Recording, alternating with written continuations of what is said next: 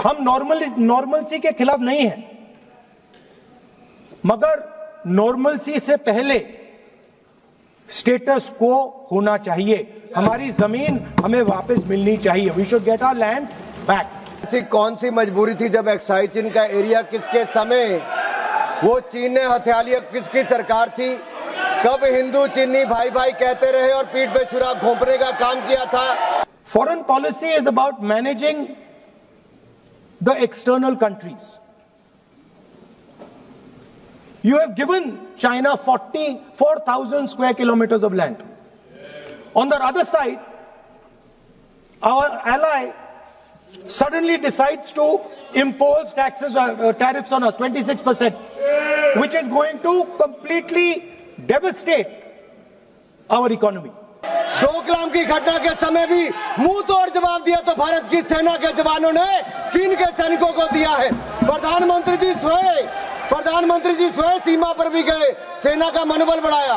रक्षा मंत्री जी गए, 1 इंच जमीन भी भारत की कोई नहीं हथिया पाया तो भारत की सेना ने वो करके दिखाया, तो मोदी सरकार में करके दिखाया है। Speaker sir, it's a known fact that China is sitting on 4,000 square kilometers of our territory. I was shocked some time back to see that our foreign secretary was cutting a cake with the Chinese ambassador.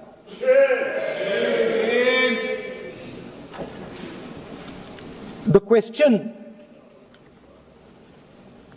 is what exactly is happening to this territory? 4,000 kilometre हैं, 4,000 kilometre China ने ले लिए हैं और हमारे foreign secretary उनके ambassador के साथ केक काट रहे हैं। 20 जवान शहीद हुए थे,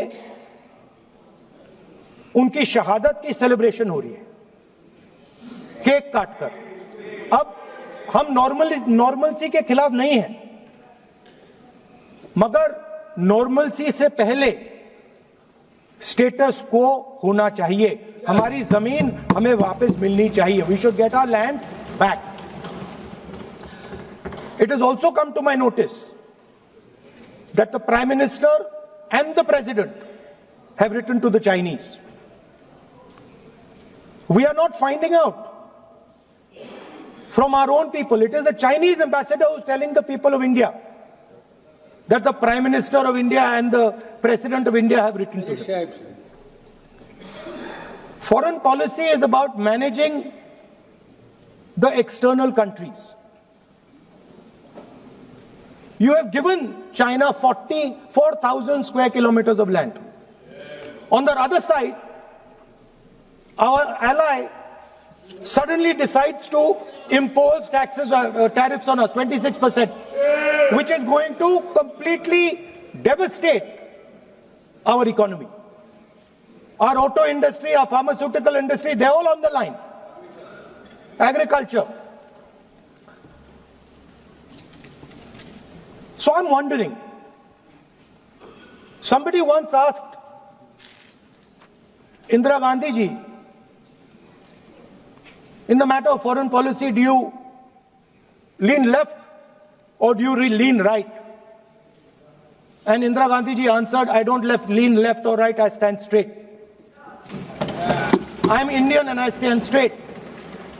And the BJP and the RSS have a different philosophy. When asked, do you lean left or do you lean right? They say, no, we bow our head right in front of every foreigner that comes in front of us. Sir, this is something that is in their culture, it is in their history, we know that. But we would like an answer from the government of India. What are you doing about our land? And what are you going to do? What are you going to do about this tariff that our ally has imposed on us? Thank you. माननीय अध्यक्ष जी, एक महत्वपूर्ण विषय जो आपके माध्यम से मैं सदन में उठाना चाहता हूं। जब से भारत आजाद हुआ, तब से हमारी सीमाओं पर रक्षा करने की जिम्मेदारी भारतीय सेनाओं की थी। ऐसी कौन सी मजबूरी थी जब एक्साइज चीन का एरिया किसके समय वो चीन ने हथिया लिया, किसकी सरकार थी? कब हिंदू चीनी भाई भाई कहते रहे और पीठ पे छुरा घोंपने का काम किया था? किसकी सरकार थी? कौन वो नेता थे जो डोकलाम की घटना के समय चाइना के अधिकारियों के साथ चाइनीज सूप पीते रहे और सेना के जवानों के साथ जाकर खड़े नहीं हुए? वो कौन सी फाउंडेशन है जिसके चाइना के अधिकारियों से पैसा लिया गया और आज तक जवाब नहीं दिया गया? क्या राजीव गांधी फाउंडेशन ने वो पैसा लिया था? तो क्यों पैसा लिया था? किस काम के लिए पैसा लिया था?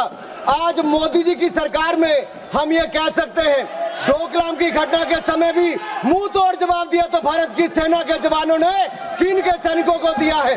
प्रधानमंत्री जी स्वयं सीमा पर भी गए, सेना का मनोबल बढ़ाया। रक्षा मंत्री जी गए, 1 इंच जमीन भी भारत की कोई नहीं हथिया पाया तो भारत की सेना ने वो करके दिखाया, तो मोदी सरकार में करके दिखाया है। कुछ लोग चीन के साथ मिलकर झूठे आरोप लगाते हैं और अपनी राजनीतिक रोटियां सेकते हैं।